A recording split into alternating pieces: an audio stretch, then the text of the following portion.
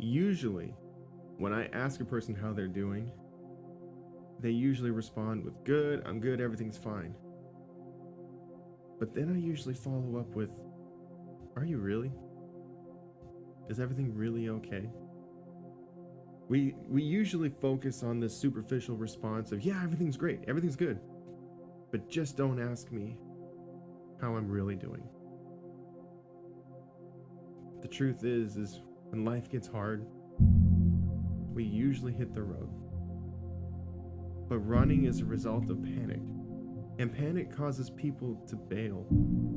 But we need to remember that whatever arises, when the morning comes, God will still be there, especially when the stresses of life begin to build. Because they don't faze him. He doesn't bend to the pressures of life. You just gotta have faith in him. In storms, Jesus walked on water, and he never sank. So when it feels like we're going down, he's not worried. So why should we? A problem is simply an opportunity for God's victory. Now, this doesn't mean that fear won't come. It will, especially when the storms arise. But he's gotten us through some tough ones before. And think about this. If he's done it once, he can certainly do it again. One-hit wonders are for top 40 playlists, but God doesn't fit on a radio checklist. This doesn't mean that it's easy to sit and wait in God's providence, but we don't have to question him, because he is Jehovah Jireh. God will provide. That doesn't mean that he's the God who hides.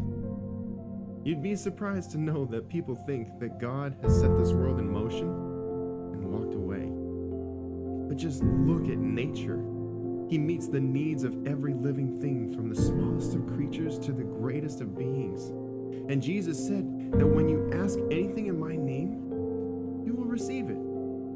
That the Father is glorified through me. And Jesus wasn't saying that so that we would treat him like a magic genie, where if we do good things, then we can have whatever we want.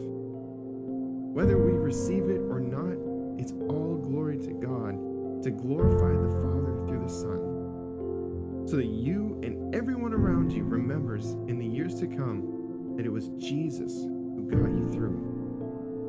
It's faith in him that keeps us relying on him, because faith is the substance of things hoped for, the evidence of things not seen. Hope can't contain doubt, because doubt is where the weeds begin to choke out hope from living. My prayers don't consist of begging, but instead I say thank you, praising God instead of complaining. And I use my faith and know that he will hear me when I call, and he will pick me up every time I fall.